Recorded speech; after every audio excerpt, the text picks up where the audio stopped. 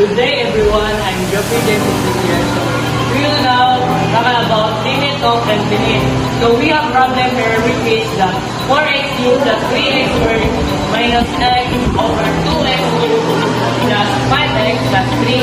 So in order for us to solve this equation, we must find the largest exponent which is, as you can see naman, so ano yung pinakamalaking exponent. So we have here x cubed.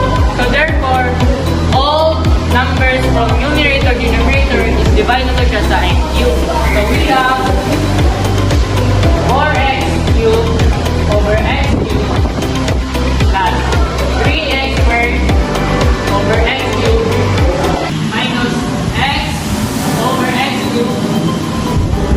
Then goes as denominator which is 2x squared over x cubed plus 5x over x cubed plus 3x, 3 over x cubed. Stop now. 4x cubed over x cubed plus 3x squared over x cubed minus x over x cubed over 2x squared over x squared minus 2x cubed over x cubed plus 5x over x cubed plus 3 over x cubed. So 4x cubed over x cubed, you can cancel it out. Is 4 plus 3x squared over x cubed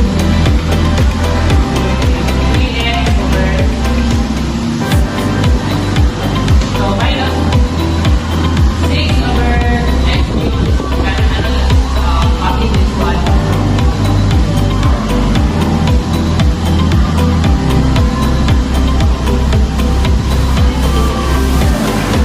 So then goes in the denominator is 2x cubed over x cubed. We cancel it out, which is 2 plus 5x over x cubed 5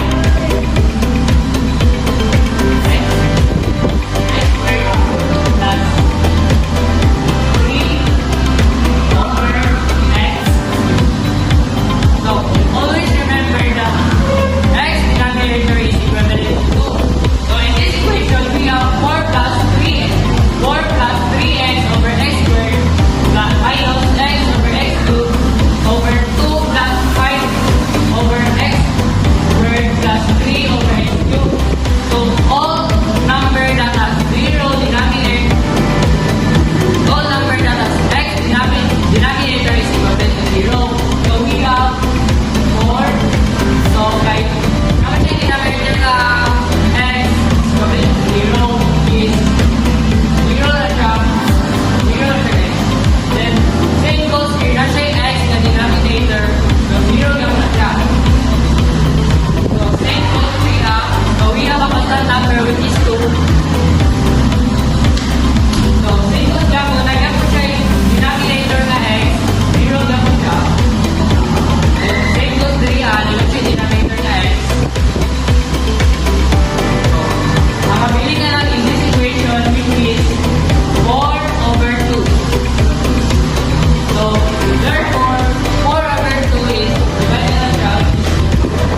So, the answer of this equation, 4x cubed plus 3x squared minus 6 over 2x cubed plus 5x plus 3 is 2.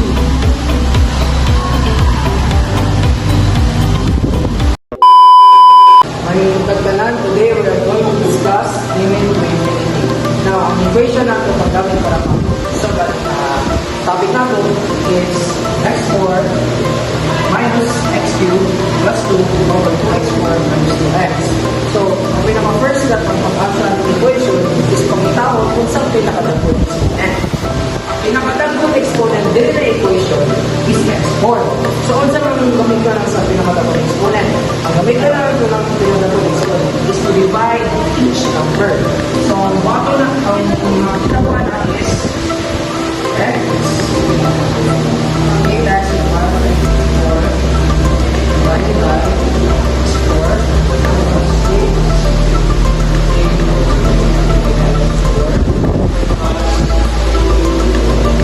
over 2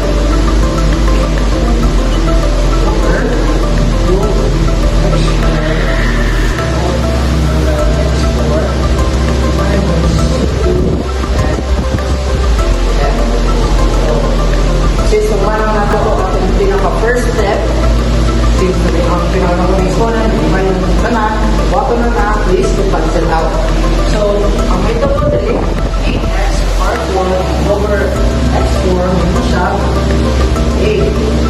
Since x4, x4, cancel na naman na, wala naman kabilin. 8 minus x3 over x4. Ang may kukuha na is, mo siya, 6x. Ito naman, 3 minus 4 mo siya 1. And x is equal to 1. So, ito siya, 6x plus 2x4 over 2x4 over x4. Mariga po, let's delete, cancel out. 6x4, x4, wala naman mabilin. So, 2 na lang mabilin. Minus 2x